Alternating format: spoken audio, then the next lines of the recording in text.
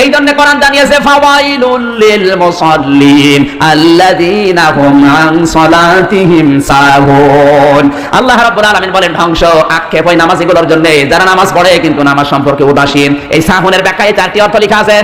নামাজ পড়ে কিন্তু খুশু খুশু নেই, নামাজ পড়ে কিন্তু নামাজের ইমাম ঠিক নেই, নামাজ পড়ে কিন্তু নামাজের ইমাম নির্বাচন ঠিক নেই, নামাজ পড়ে কিন্তু নামাজের ভেতরে ইমাম ভুল করলে লোকমা দেয় না। কথা বলেন না কেন?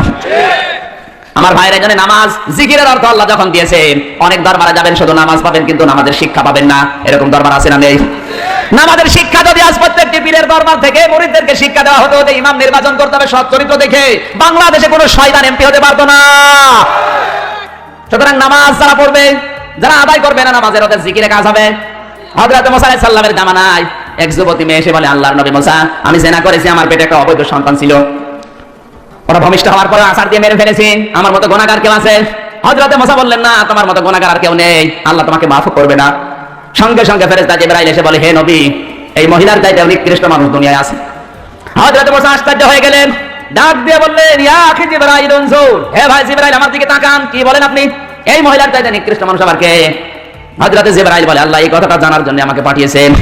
এই মহিলার চাইতে নিকৃষ্ট মানুষ আল্লাহর কাছে তারা যারা সুস্থ থাকার পরও নামাজ পড়ে না। নামাজ না পড়া মানুষ হত্যা করার চাইতেও খারাপ কাজ, নামাজ না পড়া জিনা করার চাইতেও খারাপ কাজ। সুতরাং নামাজ পড়তে রাজি আছেন কারা কারা? দেখে লিল্লাহি তাকবীর। দেখেন তো হাত তোলেন কে? দেখেন হাত তোলেন কে? দেখেন দেখেন, হ্যাঁ হাত নামান। মরণের আগে যদি আপনি নামাজ ছাড়েন এরপরে খবর আছে, আমি কি আমাদের মামলা দায়ের করব। তাহলে যে কোনো পীরের দরবারে যাওয়ার আগে কি দেখবেন? 2 নম্বরে কোরআনের উপদেশ দেয় কিনা, 3 নম্বরের দরবার কি আছে জোরে বলেন। আপনাকে আমি নিষেধ করি না পীরের মুরিদ হতে, আগে দেখবেন যে নামাজ পাওয়া যায় কিনা, নামাজের শিক্ষা আছে কিনা। এই সমস্ত যদি না থাকে হু হু করে লাভ নেই। জিকিরের 4 নম্বর অর্থ, জিকির মানে আল্লাহর আইন, আল্লাহর বিধান। কার আইন? কষ্ট হচ্ছে আপনাদের? আল্লাহ পাক বলেন, মান আ'রাদা আন যিকরি ফাইন্না লাহু মাঈশাতান দানকা ওয়া নাহশুরুহু ইয়াওমাল কিয়ামাতি আ'মা। সূরা তাহা 16 নম্বর পারা 19 নম্বর পৃষ্ঠা 13 নম্বর লাইন 124 নম্বর আয়াত। এটা তাফসীর ইবনে কাসির থেকে বলছে, আল্লাহ পাক বলেন, ওয়া মান আ'রাদা আন যিকরি ফাইন্না লাহু মাঈশাতান দানকা, যে ব্যক্তি আমার জিকির থেকে, আমার আইন থেকে, আমার নিয়ম নীতি থেকে মুখ ফিরিয়ে নেবে, আমি আল্লাহ তার জীবনকে সংকীর্ণ করে দেব। দনকার ব্যাখ্যায় মুফাসসিরিন ইকরাম লিখেছেন, ও জীবনে অনেক আয় উন্নতি করবে কিন্তু বরকত হবে না। কথা বলেন না কেন? দোষ খেয়ে নিয়ে আসবে 5 লাখ টাকা, বাড়িতে এসে দেখবে 10 লাখ টাকার ক্ষতি হয়ে গেছে। দনকা, ওর জীবনে কোনো শান্তি আল্লাহ রাখবে না। এজন্য আল্লাহর আইন যারা মানে না, আল্লাহর বিধান যারা মানে না, ওদের সাংস্কৃতিক জীবন, পারিবারিক জীবন, রাজনৈতিক জীবনে 100 ভাগের 100 ভাগ অশান্তি। সাংস্কৃতিক জীবনে আজ আল্লাহর আইন না থাকার কারণে অনেক মানুষ ফতোয়া দিচ্ছে যে টিভি হারাম, সিনেমা হারাম, পেপার পত্রিকা হারাম, স্যাটেলাইট হারাম। কোরআন শরীফ তো গবেষণা করে না।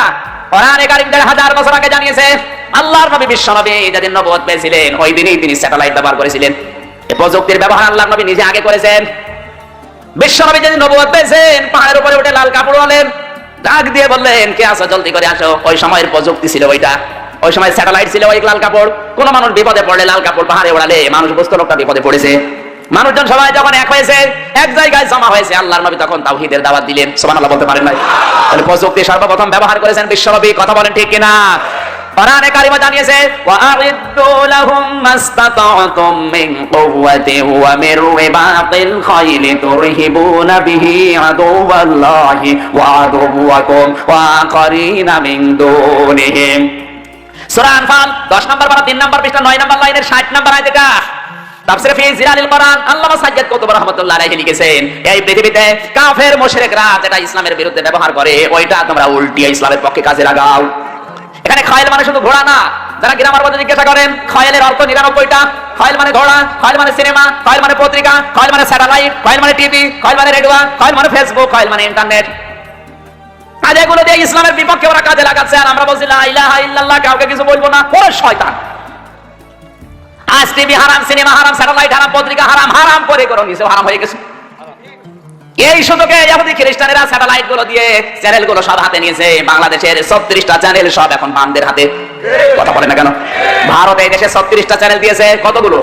এই যে স্টার জলসা, স্টার প্লাস, জি প্লাস, জি বাংলা, জি গোল্ড, সারা দিন ভারত সিরিয়াল গুলো মেনটেন করে। আর এই দেশের মেয়েরা এগুলো বসে বসে নিজের চরিত্রের সাথে মিলায়। এত আকর্ষণ ভারতের এই স্টার জলসার প্রতি মেয়েদের। সারাদিন বসে বসে সিরিয়াল গুলো মিলাই, বসে না সে বসে না। তুমি আসবে বলে চোখের তারা তুই, জল নপুর, তোমায় আমায় নিলে কিরণ মালা। মনে কথা হুজুর কিছু জানে না, হুজুর ভার্সিটি মাল, সব খবর হুজুরের কাছে আছে। সারাদিন বসে বসে সিরিয়াল গুলো যদি রাতে কেউ দেখতে না পারে, ও দিনের বেলা কাঁচা তোলে। স্বামী যখন আসে বলে তুমি তো জানো না তোমার মেয়ে হয়েছে কিরণ মালার, আমি হয়েছে কটকটি। জয় মা কটকটি জয়, জোরে বলো সুবহানাল্লাহ। মেয়েদের অভ্যাস আছে এত বেশি এই স্টার জলসা স্টার বিলাসের প্রতি। কোন স্বামী যদি বলে একটু রিমোটটা দাও তো, দেশের অবস্থা ভালো না, কখনকার ফাঁসি হয়ে যাচ্ছে বলা যায় না, একটু দেখি। অনেক বউ আছে বলবে তোমার মাথা খারাপ, এখন শুরু হবে টাপুর টুপুর। কার কার বাড়িতে স্টার জলসা স্টার প্লাস হয় একটু হাত তোলেন তো, তোলেন একজন। এই পাকি, এই পাকির জন্য কত যুবতী জীবন দিয়েছে বাংলাদেশে। পাকি যে জামা বের করেছে, ওর কোনো ওড়না লাগে না। ওড়না যদি কোনো মেয়ে যদি না পরে, ও যদি শুধু জামা গায়ে দিয়ে পাখির মতো দাঁড়ায়, ও তো বিশাল পাহাড়।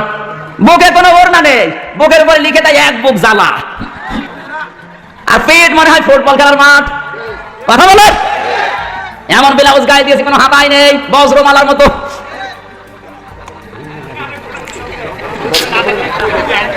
এই সমস্ত আটশাট পোশাক পরা মহিলারা যখন কোন রিকশায় ওঠে, তখনই রিকশা চালক অ্যাক্সিডেন্ট করে। কথা বলেন না কেন? কুষ্টিয়ার বড় বাজারে একবার রিকশায় উঠলাম, আমার নিয়ে রিকশা চালক চালাতে পারে না। 3 দিন পরে দেখি ওই রিকশায় মোটা মোটা 3টা মমতাজ মার্কা মহিলা উঠেছে। বিউটি পার্লার থেকে সেজে সেইভাবে আটশাট পোশাক পরে উঠেছে, কোনো ওড়না নেই কারো। আমার রিকশা ওভারটেক করে হুড় হুড় করে চলে যাচ্ছে। মানে দাঁড়া, সেদিন আমার নিয়ে টানতে পারছিলেন না, আজকে এত জোরে যাও কোন কায়দায়? বলছে হুজুর এইরকম মহিলা আমার রিকশায় উঠলে আমার গা গরম হয়ে যায়। ওর গা তো গরম হবে, কারণ উঠেছে কি, ওদের টাটকা শয়তান। কথা বলুন। আল্লাহর আইন আপনি যেখানে মানবেন না, সেই জায়গায় আল্লাহ আপনাকে দঙ্কা সংকীর্ণ করে দেবেন। ওয়াকারনা ফি বুয়ুতিকুন্না ওয়ালা তাবাররাজনা তাবাররুজাল জাহিলিয়াতিল উলা। সূরা হাসাব 22 নাম্বার পারা প্রথম নাম্বার পেজে 4 নাম্বার লাইনে 33 নাম্বার আয়াত। এটা তাফসীরে মাযহারি আল্লামা সানাউল্লাহ পানিপতি রাহমাতুল্লাহ আলাইহি এখানে 3টি অর্থ দিয়েছেন তাবাররুজের। হে মেয়েরা ঘরের পরিবেশে থাকবে, বাইরে যাবে না।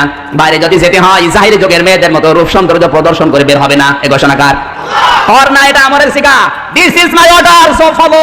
যারা গ্রামার মধ্যে জিজ্ঞাসা করেন, আল্লাহ আমর মানে আদেশ করেছেন মেয়েদেরকে রাস্তাঘাটে বের হলে যদি তাবাররুজ করে বের হও, জাহান্নামে তোমাদের স্থান আল্লাহ দেবে। তাবাররুজের অর্থ 3টা। কয়টা? জোরে বলেন। তাবাররুজের 1 নাম্বার অর্থ, মেয়েরা যখন রাস্তাঘাটে আসে ওদের সাজগোজ বেড়ে যায়। কথা বলুন। আজ অনেক মেয়েকে দেখবেন ঘরের পরিবেশে থাকে, ময়লা পোশাক পরে, দুর্গন্ধযুক্ত শরীর নিয়ে, আর যদি শোনে বাইরে যাবে মার্কেটে বিবাহ খেতে, ওর সাজ দেখে কে? এক চোখের ভেতর দিয়ে 8টা 9টা জিনিস, আশকারা, মাসকারা, আইলানা, মার্জিয়া, রূপের। এক চোখের ভেতরে যদি 9টা থাকে, তো বাকি জায়গায় কয়টা আছে? সম্মানিত মা বোনের, আপনি সাজবেন, নিষেধ নেই। টাকা পয়সা খরচ করি আমরা, সোনো পাউডার ব্লাউজ কিনে দিয়ে মরি আমরা, আর এগুলো দেখে মজা মারে ভ্যান চালক দোকানদাররা। শেখ হোসেন মানে কি, আমার কথা তো কিছু জানে না। টাকা পয়সা খরচ করি আমরা, আর এগুলো দেখে মজা মারছে ভ্যান চালক দোকানদাররা। আমরা কিনে দিই, আমাদেরকে দেখাও। অনেকে আছে নিজের বউ একটু সুন্দর, ও দিশাই পায় না করবি, আরো সুন্দর করে সাজে মানুষকে দেখা। কুষ্টিয়ার মাজমপুর গেটে মাস্টার বলছে মোটরসাইকেলে করে নিয়ে যাচ্ছে একজন, তার বউকে সালাম দিলাম। উত্তর দেওয়ার পরে বললাম ভাইকে, বলছে তোমার ভাবি। ভাবি একই পরিয়েছে নাকি শাড়ি না মশারি? মানে একবার তাকানোর পর তাকানো যাচ্ছে না। আমার কানের কাছে মুখ নিয়ে বলছে আমি হামজা কি করবো, সারা জীবন তো আমি দেখলাম, আমি আর কত দেখবো? এলাকার মানুষের হক নেই, উনি হক আদায় করে বেড়াচ্ছে। এই হক আদায় করেন কারা কারা? হাত তোলেন, তোলেন। নিজের বউ সুন্দর, মেয়ে সুন্দর, বেটার বউ সুন্দর, বাড়িতে আপনার ছেলেকে দিয়ে দেখান। আপনার বেটার বউ আপনার ছেলে দেখবে, আপনার ভাই আপনার জামাই দেখবে, আপনার বউ সৌন্দর্য দিয়েছে আল্লাহ আপনার জন্য। ওগুলো নিজে দেখে মজা মারেন, বাইরের লোক দিয়ে মজা মারা বিষয় না। যে সমস্ত মানুষগুলো নিজের বউ দিয়ে মানুষকে খুশি করায়, এমন এমন পোশাক পরিয়েছেন, পেটে কোনো কাপড় নেই। মেয়েদের এই কয়েক ইঞ্চি পেট কিন্তু খুব গুরুত্বপূর্ণ জায়গা। যেই মেয়ের পেট যত খারাপ হবে, যত মানুষ নজর দেবে, ওখানে তত রকমের খারাপ সন্তান আল্লাহ দেবে। কথা বলছে না কেন?